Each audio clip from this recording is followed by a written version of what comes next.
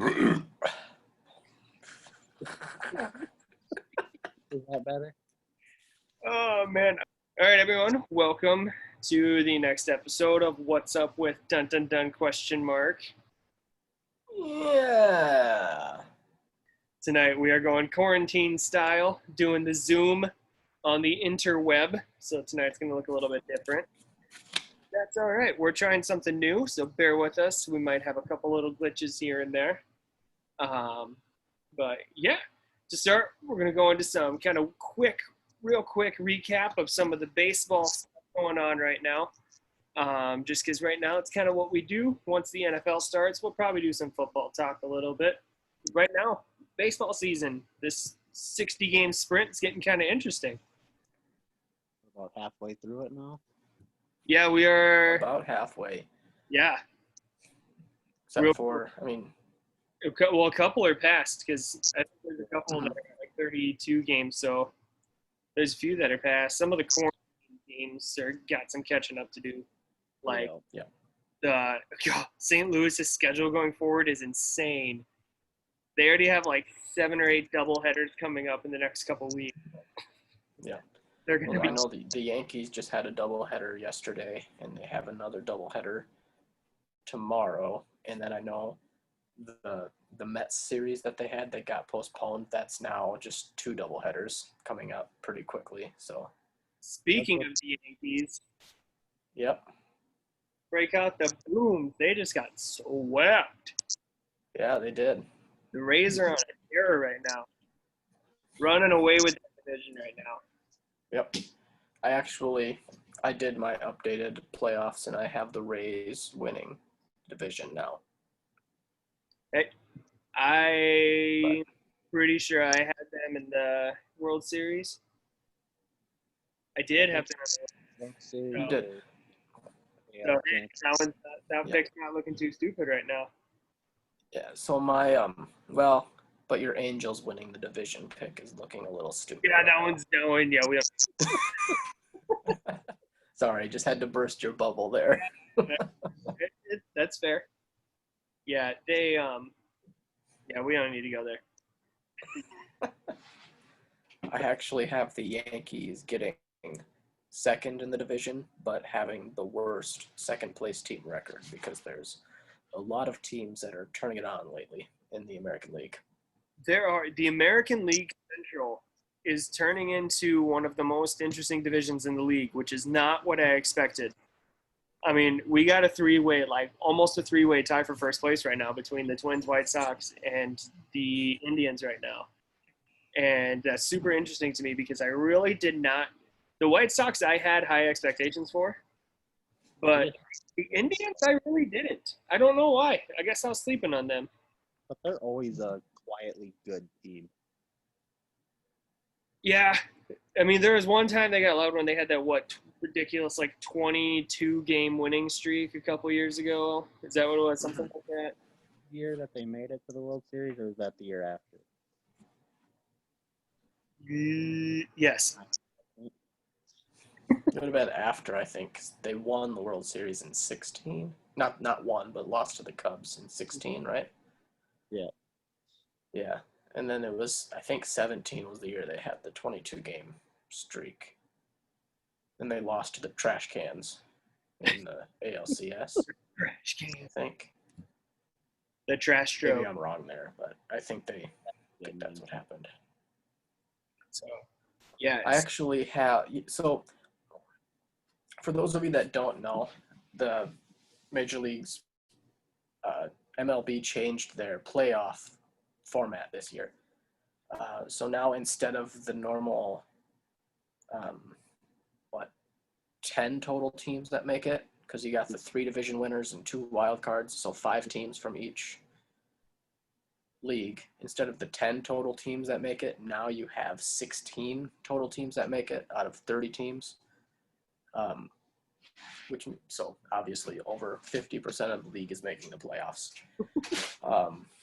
And how they're formatting that, the top 2 teams from each division make the playoffs, and then the next 2 with the best records from each league make the playoffs. So what are your guys' thoughts about the new format. I like that more teams are getting in, but it's going to have some bad matchups. Could have the Dodgers play a bad team that just happened to get the last spot. For this year, I'm okay with it. If it was like, I don't want it to be like a regular season thing, just because the season is the thing that I love about baseball the most on a regular season is the season is long enough that by the time you get to the end of it, all the weak teams are weeded out. So the only ones that really are left are the strong teams. So you're not left with the Orioles mid-season like we are now. Yeah. So for normally I don't, but for this year I do like it because the season's so short. It's not quite long enough to weed all of the weak teams out. Yeah. And I think with that, I think that we could have a lower seeded team that could be able to make a run this year, just because this year is just weird. Yeah. You don't really have an advantage. Yeah. So I like I said, I don't mind it. I think it's interesting when more teams get involved. The only issue I have with it is the scope of it. Like at this point, everyone's kind of accepted that it's going to happen. But I think going from 10 to 16 is a very large jump.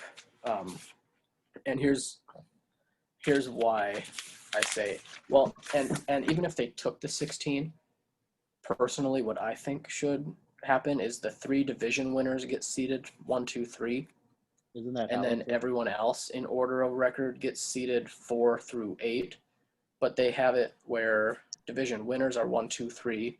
Mm-hmm. Second place is 4, 5, 6, and then the next 2. And it's this year it's a bigger issue because there's more teams involved, but it's something that, for me, it's something that's kind of bugged me, and it's just most sports because that's how it is. Is you win your division, you get the spot. Like in the NFL, there was one year, I don't remember what year it was, where the Panthers won their division, and so they had like one of the top seeds or whatever. But they were like, I'm gonna have to, I'll have to. But they were like a 500 team that won their division because the division was so terrible that year.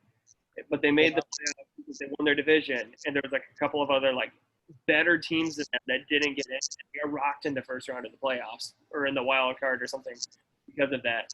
And so it's one of those issues where it's, I don't know. I like the divisions because it adds to that rivalry part of it between certain teams. But for the playoff setup, it's not really ideal because it's never going to truly set it up where it's like the best. It's not setting up so the best are kind of weeding it out to the best of the best, if that makes sense. Yeah. Does baseball go back to the 10 teams next year? I would assume that they will switch it back to how it's been for next year. Okay. I just didn't know. I think that's a negotiation topic. So. Mm-hmm. I would assume they'll go back to that. I hope they don't keep it for next year when it's a regular season. At least let's just hope to God that next year's a regular season. Anyway, teams that are standing out. Who's your biggest team that jumps out to you right now? Oakland's really been impressing me. And I had them picked to win the AL West. So my AL West pick is, what are we at, 12 and a half games behind? 12 games behind right now. So that's not looking good. Not looking good. Not bad. The teams for me right now that is jumping out that I want to watch every single game they play right now is the San Diego Padres. And it's basically because of like one man. Fernando Tatis Jr. is a beast. Well, and then last week they had 4 grand slams in 1 week. 3 games in a row. 4 consecutive games, wasn't it? Or was it 3? There's 3 in a row, I know. And then I think thought it was. Yeah. They're up 5 and 6 now. How many grand slams did you get in a season? And they got 4 in 1 week? Yeah, That's it's crazy. That was actually my fun team to watch was also the Padres. I mean, for the same reason, basically. Tatis is fun to watch. everything they're doing right now. They can't do anything wrong. And I By mean, the way, if you were offended by him hitting a grand slam 3-0, oh my gosh. come talk to me. I will debate you about that because Don't talk to me because I will just call you an idiot. I just think it's funny that it's the Rangers that complained about it, but what, 10 years ago they beat a team 30-10 or something? 30-3. 30 to They 3. beat the Orioles 30-3. And And they're they scored 19 runs or something like that in the last 2 innings. So you can't say anything about running up the score. The game was not over. There was 2 days later, someone had a 9th inning 6-run comeback and they won the game. I don't remember who it was. So I'm gonna have to fact check that. But a day later or something like that happened. You don't know what's gonna happen. Definitely not out of the norm for a team to just go off in an inning. Yeah. So no. Yeah. I mean, you're telling me that there's 2 innings, or the other team has 2 at-bats left in the game. They're down by 7 runs. There's teams that score 10 runs in 1 inning, every season. Oh yeah. At least once, it seems like it happens. Maybe not. Maybe I'm just remembering last year when the Cardinals did it or had it done against them. I can't remember. I just know they were involved. But there's teams that score 10 runs in 1 inning. Yeah. And you're telling me that it's going to hurt your feelings if I hit a pitch of yours for a grand slam just because you're pitching bad? Well, I mean, think about Excuse me. It's not my job to make you feel good about yourself. So at that point, the grand slam put up by 11, something like that? Yeah. So let's take those 4 runs off. Let's say he took the pitch and then ended up strike 7, the bases loaded. So we're at 5-point game or 5-run game. The next inning, someone goes out, they hit a grand slam. All of a sudden, one swing of the bat, they're 1 run away from it. The game can change that quickly. It's you don't just quit because you have the lead. Sure. And you don't quit. I heard no, it's the unwritten rule. Well, you never play a game to not lose. You always play to win. Mm-hmm. That's right.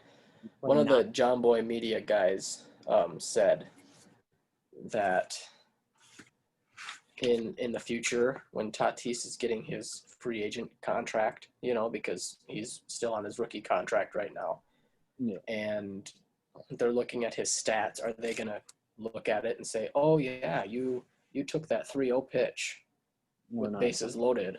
Or are they going to look and say, oh, you got a home run, you got 4 RBIs and a home run there? It's potentially, that single home run is potentially hundreds of thousands of dollars. Oh, yeah. And I mean, future contracts. So you're talking about professional athletes getting paid millions of dollars to play a game. If they're going to have their feelings hurt because someone hits a grand slam against them in 1 game, they do not deserve that paycheck. The worst part, I think, was his own manager coming out and saying, oh, yeah, he shouldn't have done that. We told him not to. And it's you're fool. Supposed to have players back. I lost a lot of respect for what's his name. I don't know what his name is. Catwood, I think. But it was it's no, you don't pull back. You have your players' backs. Madden for the Cubs. It doesn't matter who's arguing a call or how wrong they are in arguing the call. Madden will always have his players back and go out there and scream at a ref and chew the guy's face off until he's kicked out of the game. That's what a manager's supposed to do. No, this is funny. I heard a story. This was, once again, John Boy Media. I don't know if you guys watch a lot of their channel or not. I watch a lot of their podcast stuff too because it's really entertaining. They had a actual retired major league ump on one of their episodes, and he was just telling stories. And there was one story he told where his team was like on a horrible, or this one team was on a horrible losing streak, just playing terrible baseball. And there was a call that they made that was a close call, and he came out to the outfield because it must have been some sort of home run call or something like that. And the manager came out to the outfield and was just like, I don't even know what to say. Our team is terrible. We can't do anything.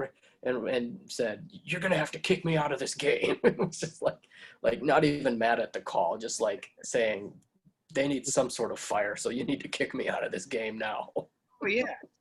I mean, if you look, I mean, how many times does a player or who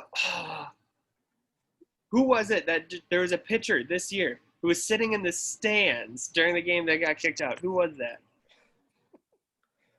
Oh, I can't remember. Oh, man. It was from. I'm going to have to fact check it right here, it'll say. But, oh, yeah. Was it Castillo from the Reds? I don't know. I think it was someone from the Reds. I don't know. But, yeah, someone got kicked out from the stands. The pitcher who was watching the game wasn't even playing that night. Like, yelling I'm gonna use the Googles really quick and see if I can figure it out. Google is magical. But anyway, where I was going with that before I got distracted was there's a lot of times where if you look, when someone gets kicked out of a game or ejected, especially a manager, it usually gets guys fired up. Yeah, they got my back. And this guy's just like, well, yeah, he was sorry to hurt you guys' feelings. I'll make him apologize. Yeah. That's ridiculous. Has it just happened once, or was it? Oh, no, it's happened twice. Both of them were Nationals. I knew it was a team with red jerseys. One of them was Anibal Sanchez, or some Sanchez, I'm assuming Anibal. Yep, Anibal Sanchez, and the first one was Steven Strasburg. Both have gotten kicked out of the stands. Yep. Were they yelling stuff or what? They were arguing balls and strikes calls from the stands because you have a great view of the strike zone from there, obviously. Well, and sometimes these refs just get ridiculous. I mean, like, they'll throw out a pitcher where it's like nothing will happen the whole game, and the throw a curveball that'll get away from him and hit a guy in the leg or something, and the guy'll take a base, they'll kick him out immediately. And it's like, I don't know. Refs get a little too kind of personal. Thought hurts. They're umps. They're umps in baseball. Suck. I know. Well, then they've had. Sorry, the first time I let it go, and then this time I was like. I got ref talk in my head right now. I just came from soccer practice, so yes, the umps. I apologize. I promise I know baseball. All of my credibility is now gone. Oh, that was a solid net crack. Well, wasn't there an ump too that had, wasn't it like a Royals Twins game where the Royals pitched it right down the middle and he called it a ball? Yeah, that just happened. 100-mile-an-hour fastball, like dead center ball. Mm-hmm. John Boy did a breakdown of that actually, because he was talking about. He was like, I don't know who this pitcher for the Royals is, but he's throwing 100 with ease, and like was amazed. And he was like, and then look at this. And that same at bat, his pitching sequence, fastball, like 7 fastballs, and it was like 100 miles an hour, 101, 202 mile an hour fastballs, and then it like dropped it down to like 99 a couple times, and then it was like 100, 101. Throwing hard. Yeah. Anyway, side note. But yeah, dead center, 100 miles. All. Get your crap together. Got the body armor there, Garrett. Is that what that was? Yep. Nice. Shout out Body Armor if you want to sponsor us. Yeah. Also, shout out. No. Shout out anybody. Shout out Casey's for some mean water. Shout out Tops if you want to send us some free stuff. That'd be great. Yeah, so definitely an interesting year of baseball. A lot of good stuff going on. We just had our first no-hitter of the year the other day. Congratulations, White Sox. Lucas Giolito. Yes, he pitched a heck of a game, but I got to give it partially, especially to that right fielder, because that was a heck of a catch for that last out. But, yeah. Congratulations, Lucas Giolito, on the first no-hitter of the 2020 season. Maybe the only one. Okay, we'll see. So that's it for today's episode of What's Up with dun dun dun question mark. Yeah. Garrett was sorry. Yeah, that'll. We're going to do our best to try to get more content out a little bit sooner. So that way you'll have more to watch. We're going to try to do them a little bit shorter more often. So that way you get more of us, less. Shut up, Seth. But yes, But we're going to try We're gonna try to establish a release schedule. So we will post videos on the same day every week. Every week. Even if it's just a 30-second video of us eating a bag of chips, we're going to give you something. We'll give you something. Yep. But that's it for now.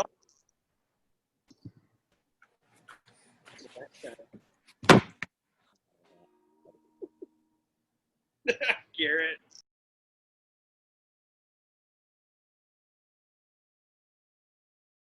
What?